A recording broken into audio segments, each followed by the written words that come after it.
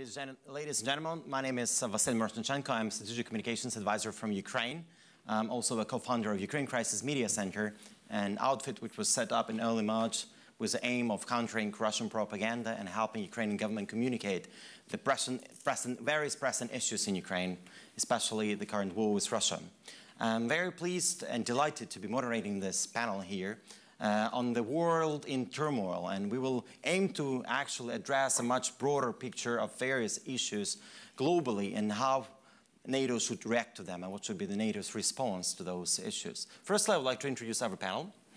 We are very happy to have Frans Timmermans, the Dutch foreign minister here. Mr. Timmermans is the Dutch politician and diplomat. He's from the Labour Party. He's been in politics for quite a while. He became an MP in 1998. Later on, he served in the government as a state secretary for foreign affairs for 4 years. And then later on, he rejoined the government in 2012 as a foreign minister. Mr. Timmermans, we're very happy to have you here. Also, we are having Barry Powell, Vice President and Director of the Atlantic Council, the Brent Scowcroft Center on International Security.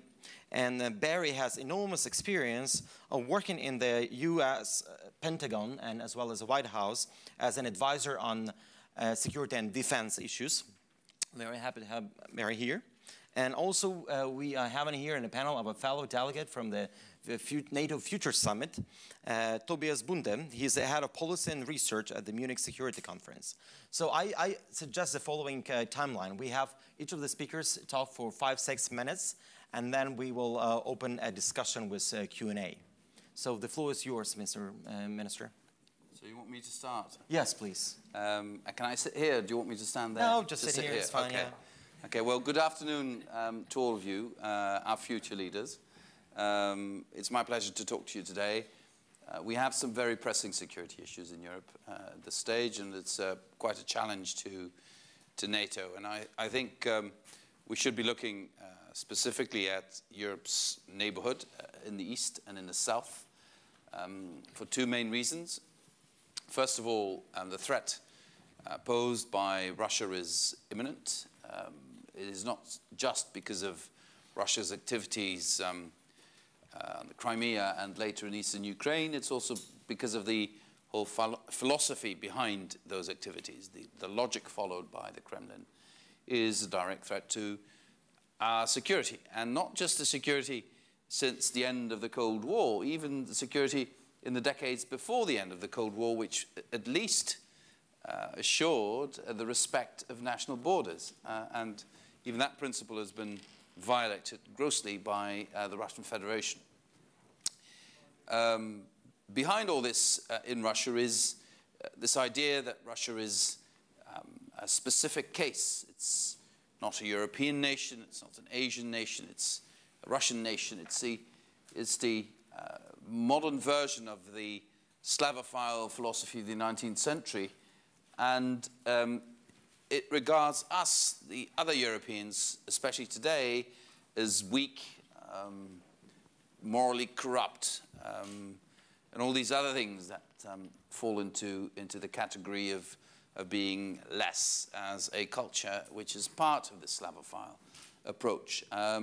So, starting from the assumption that we are weak and corrupt, we can be bullied into not reacting to aggressive behavior. That is the whole philosophy behind it. And the challenge we see now is a challenge to show determination, to show resolve, to show that we will not be deterred from defending what we hold very dear. And it starts for NATO in reassuring our eastern member states, where not just governments, but especially the populations are extremely worried about developments in Russia.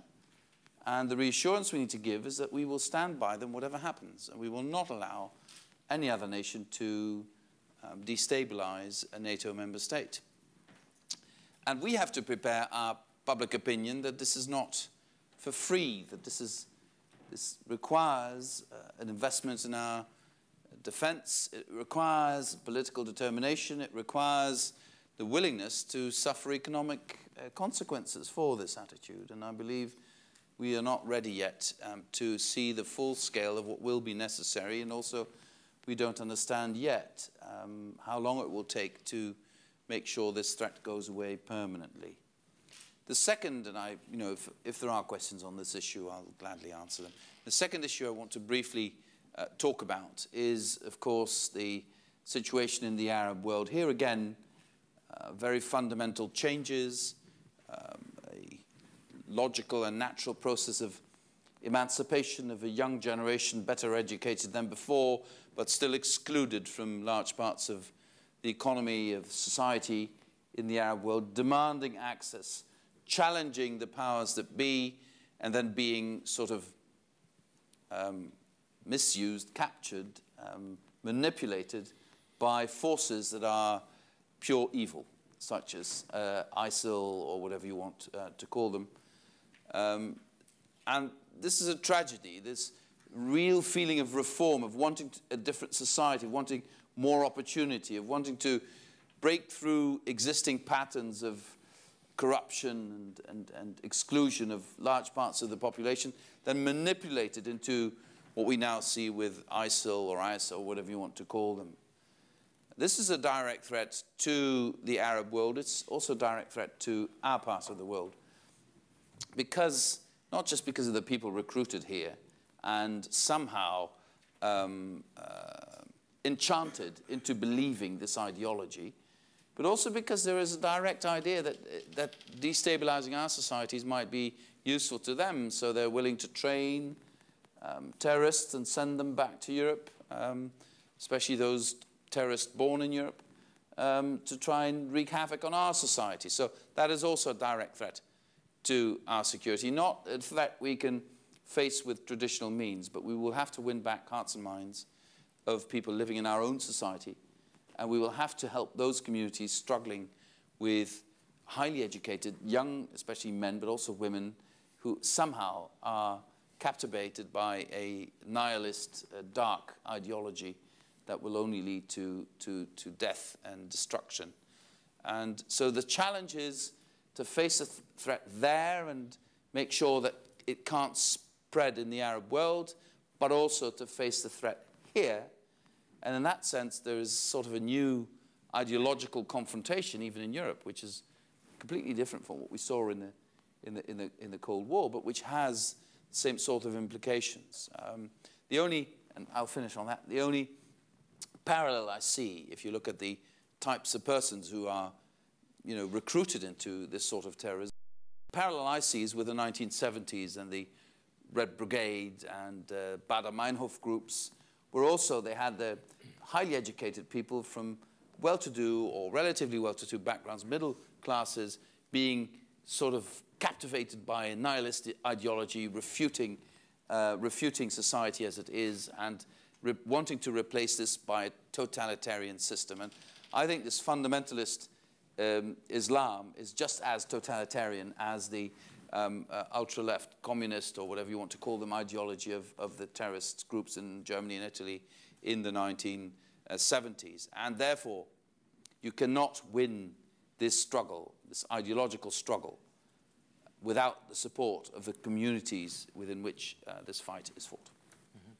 Thank you, Mr. Minister. Indeed, the threat of Russia and their 19th century behavior are there, and as well as the rise of ISIS and the new challenges in the Middle East, some pressing issues. And I would like to pass the floor to Barry Bowell to further elaborate on this issue, as well as some other additional questions and topics, please. Thank you very much. It's an honor to be here and to follow the minister. I think for the first time in a very long time, I agree with every single word that you said. First time that I've agreed with every single word of a panelist I've been with. That was a very, I thought, extremely powerful rendering of what we're seeing.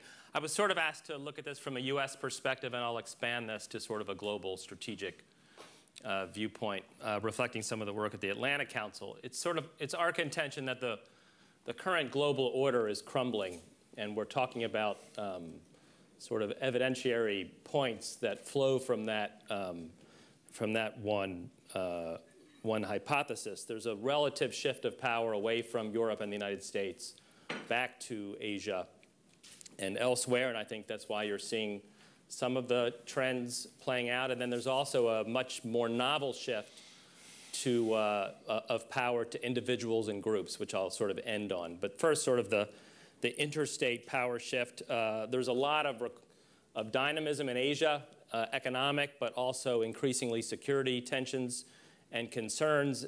You're well aware of the U.S. strategy that sort of shifts to Asia. I won't use the P word. But certainly those are real military and security requirements, real potential impacts on the global economy if there is a conflict, and it looks pretty dicey sort of by the week with different sorts of conflicts and crises playing out.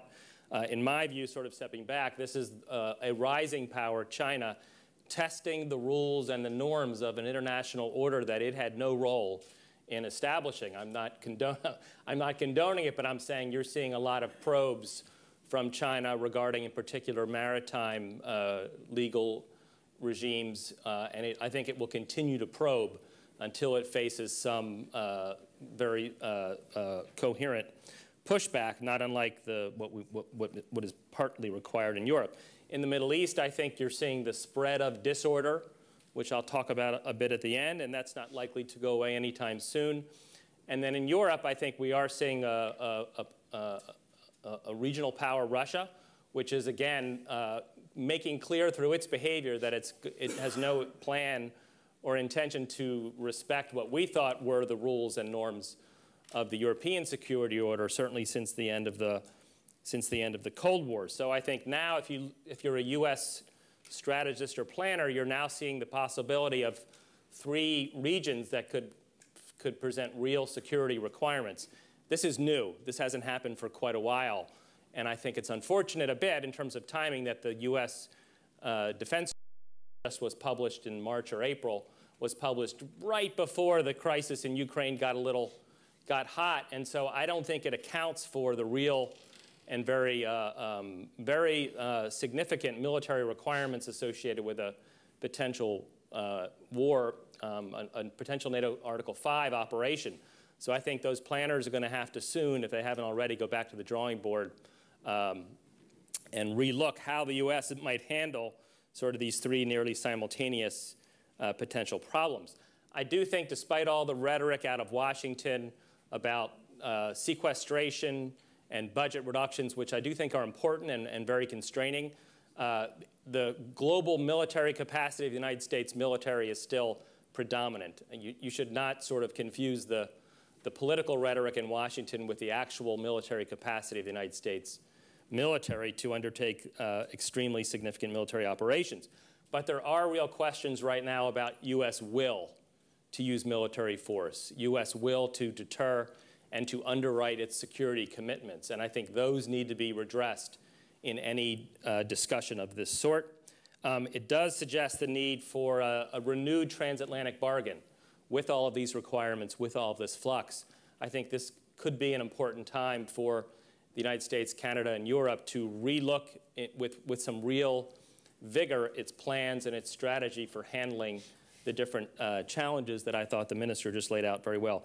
Let me end on what I think is the new part of what we're seeing, and that is an order that we are now calling the Westphalian Plus world.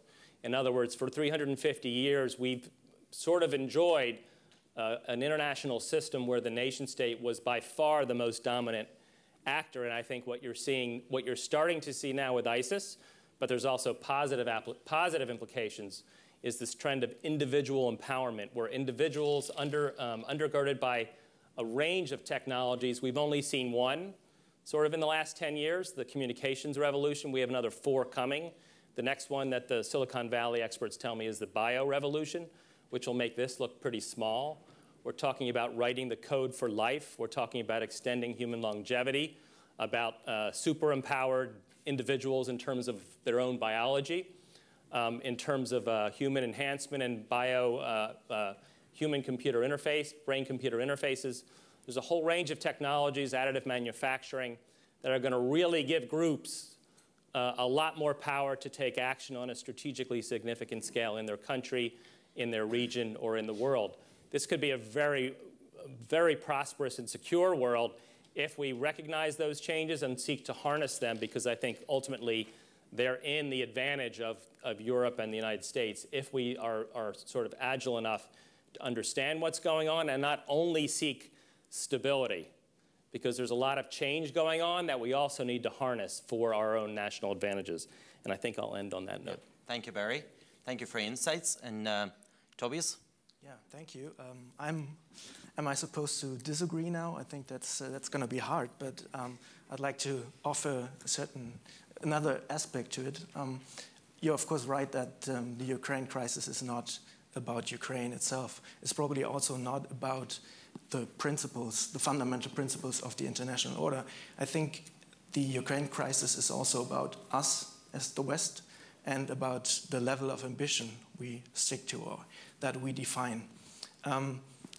One can argue, for instance, that this kind of crisis can also be a crisis in the sense that it will return our focus to Europe, and that's the danger I see, that there are many countries here in Europe that there's some kind of opportunity to refocus on Europe, to go back to some kind of traditional NATO, focusing on our direct neighborhood, and then some kind of ignoring the many challenges you outlined too. One might argue that the West is now entering some kind of new era of post-interventionism. That could be a possibility. But on the other hand, I think that is also, it's not just that Putin or that ISIS see the West as weak, divided, and so on. It may be also true that we in the West, we see ourselves as weak and divided. But we could also use this crisis as an opportunity in the sense that I think a former White House chief of staff was said to have remarked, like, never waste a crisis. So there's always this kind of opportunity, and I think that's what we've seen in a run-up to the summit to a certain extent, because the kind of new instruments that NATO is developing are usually instruments that you can use for defending countries such as the Baltic countries, for instance, but also instruments that can be used in other areas of the globe. Since I have to disagree here, I think I try to disagree with what the Secretary General said this morning. He said NATO is not a global alliance, but an alliance with a global perspective. I wish he was right, but I'm not so sure. I think I remember a German Minister of Defense just talking to an audience in Berlin last year, and he said, so well, basically, I don't see any role for NATO in the Asia-Pacific. There's no role to play for Germany because we don't have security interests as a country that is the second biggest exporting nation. That's a surprising statement, but this is also not only true for Germany, but also for other countries in Europe. That this is, in fact, the wrong outlook is basically underlined by a visit by the Japanese Prime Minister, I think. He came to NATO in June or so, and he was talking to Secretary General, and he was also talking about Ukraine. And basically what he was saying is, when I look at Ukraine, what I see is basically disputes in the Asia-Pacific, because it's about these orders, the liberal international order, and I think that the West, so basically still the United States and the European Union, are still indispensable for upholding this order, and I hope that this summit here in Wales will be the first step in making clear that we still think that we can uphold this order. Mm-hmm. Thank you, Tobias. Of course, as somebody from Ukraine, I feel pleased and happy that almost each panel here we mention Ukraine, but still I would like to say a couple of words about my sort of perspective on this. And I think what has happened with Russian aggression in Ukraine, that not only the security system in Europe was undermined, the whole global security was undermined, because as just a reminder, in the early 90s, Ukraine had the nuclear stockpile, which was equal to the combined stockpile of China, France, and Britain combined. And Ukraine is the only country in the world which unilaterally and voluntarily gave up its nukes and in exchange for the assurances which were given by Russia, UK, and the US of its territorial integrity. So it has been violated, and that was breached. But my question is, how do we work on the nuclear non-proliferation in the world now, which country which is currently developing the nuclear program, or which countries already have nuclear, would actually voluntarily give them up if they see the example of Ukraine? That's one thing.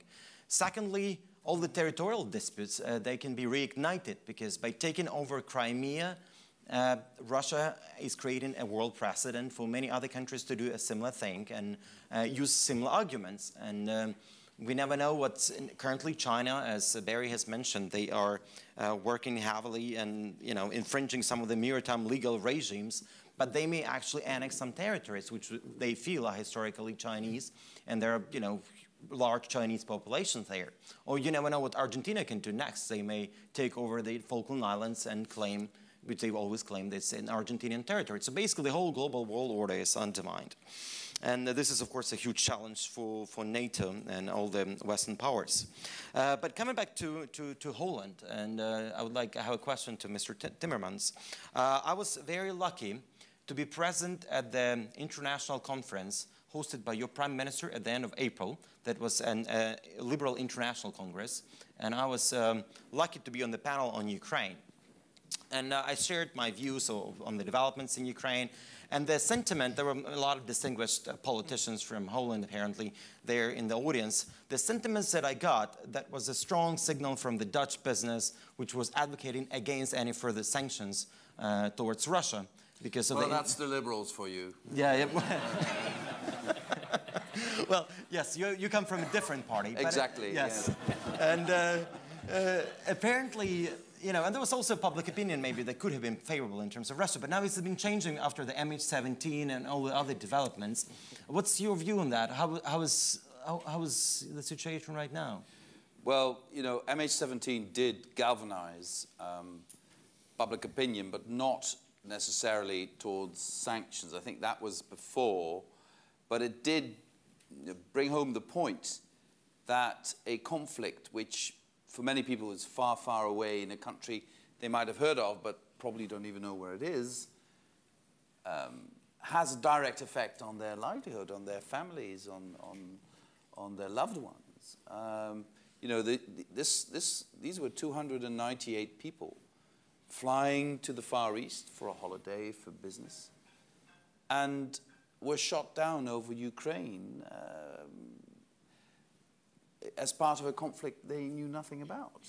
And that had a huge, huge effect on feelings in Dutch society.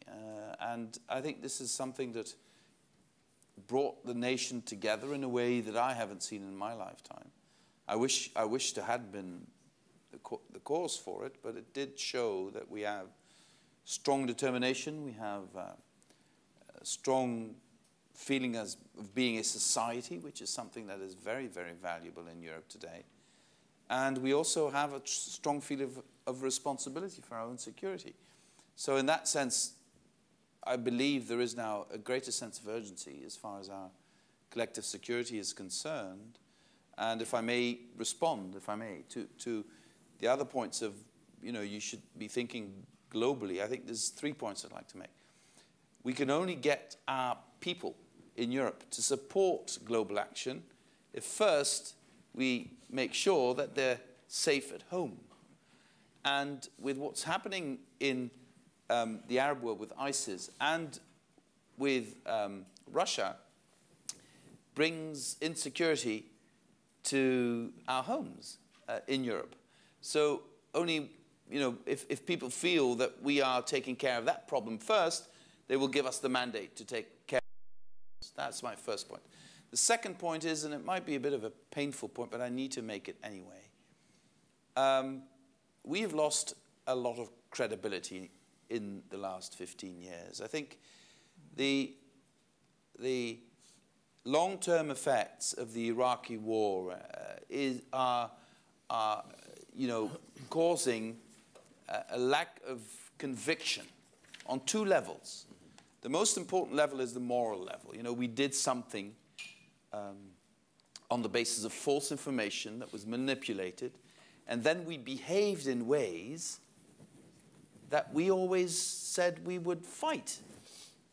And when I say we, I say it purposefully, what happened at Abu Ghraib and elsewhere is something we all feel guilty about, regardless whether, and of course we love to blame the Americans, but we are one community of values, and therefore, if those values are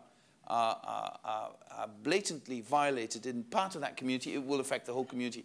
And I believe we have underestimated that effect on, I think the vote in the House of Commons on Syria would not have gone this way if this had not happened.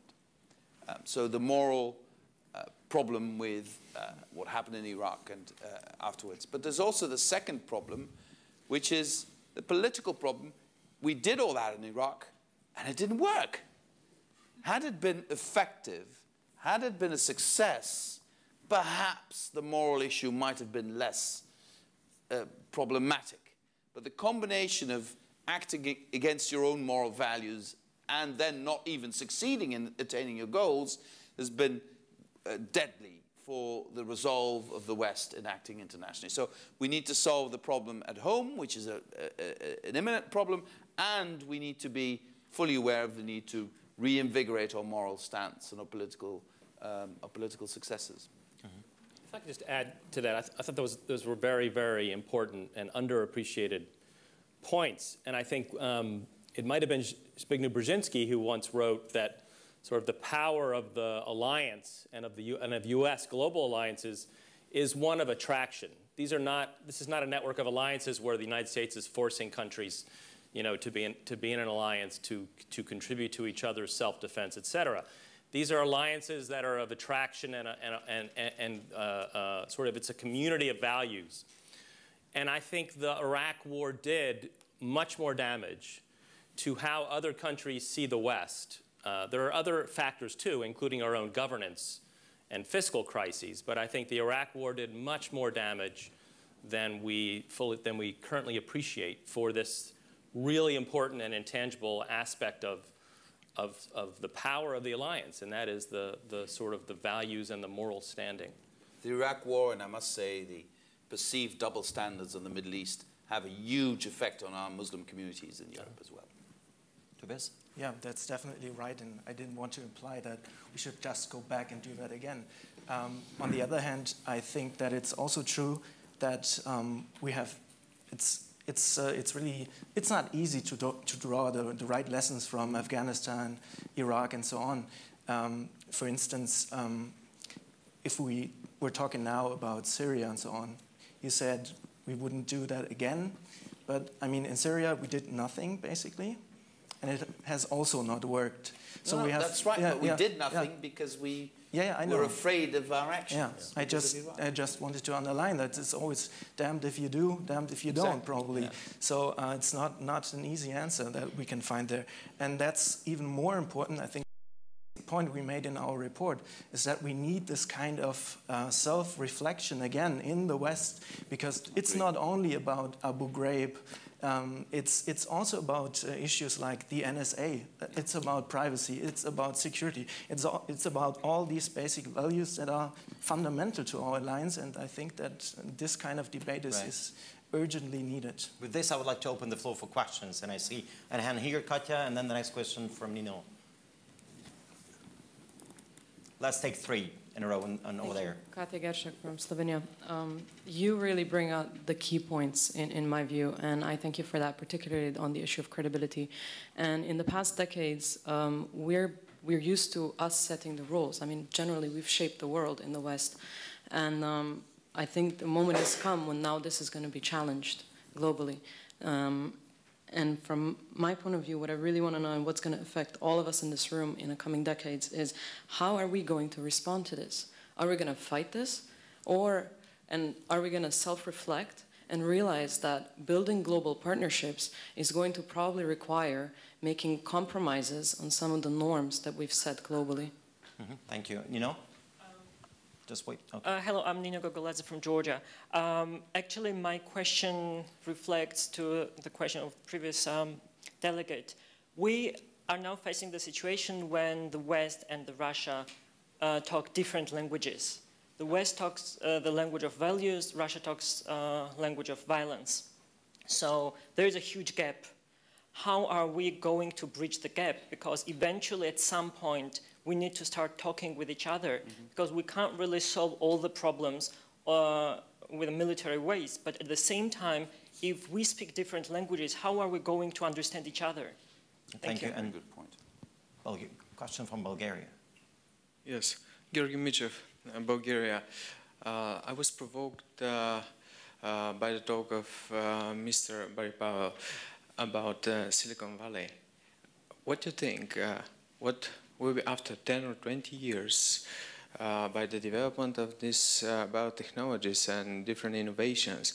We will have maybe a bulletproof soldiers, like very, very unpredictable for nowadays innovations. What will be the world after 10 years, 20 years in the warfare, and also if there are some medicines that will give her more years life, maybe a population will be more than 7 billions.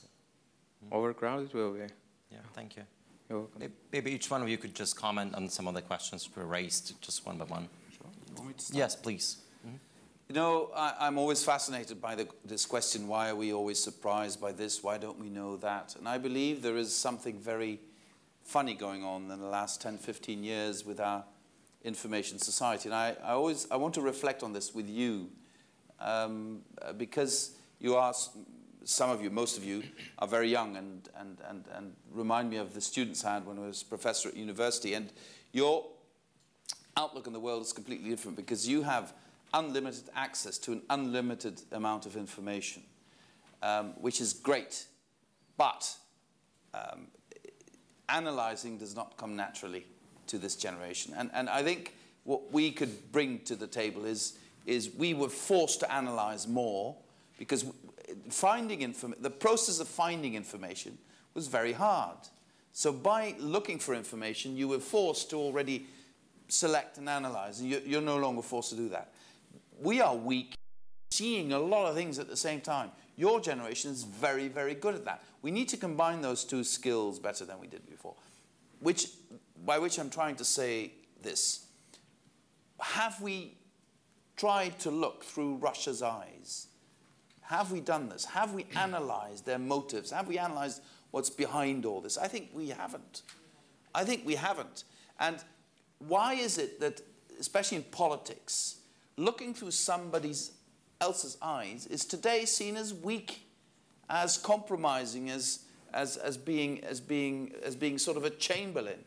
That's not what it's all about. As a diplomat, I say, if I want to defeat someone in negotiations, I need to know what makes them tick, what their position is, what their values are, what they stand to lose, etc., etc. We need to look more at those societies. We need to analyze what's happening in Russia. And only if we know that, why is all this happening, can we draw conclusions on our reaction to that. And especially in the Muslim world. What is happening in the Arab world? What is happening? Why are these young, highly educated people in Brixton or in The Hague or in Amsterdam making these, in our view, completely ludicrous choices? Why? Do we know what's happening in the... Do the community themselves know what is happening in their own community? No, we don't. We need to reinvent this idea that we want to know what's going on in somebody else's head and heart. Thank you. Barry?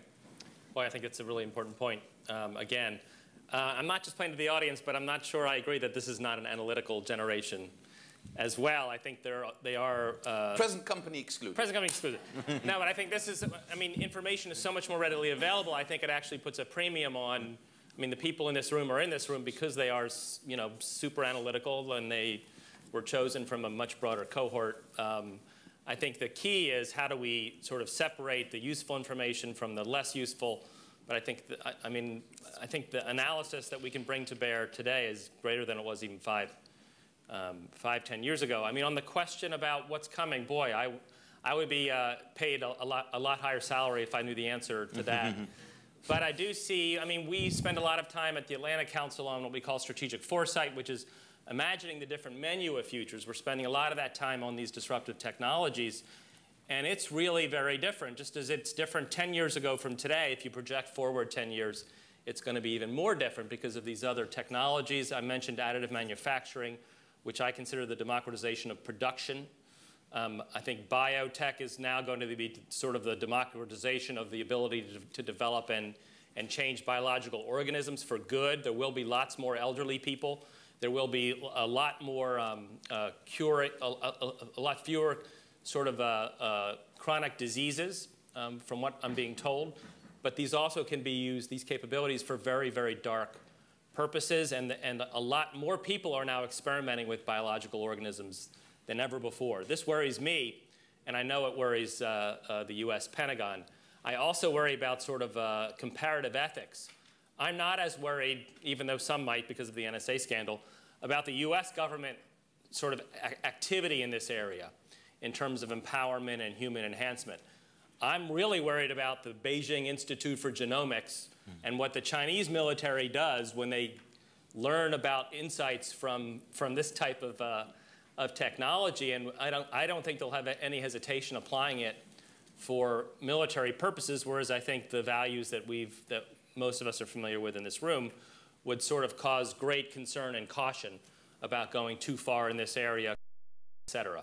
So it's a very short answer to a very complex question.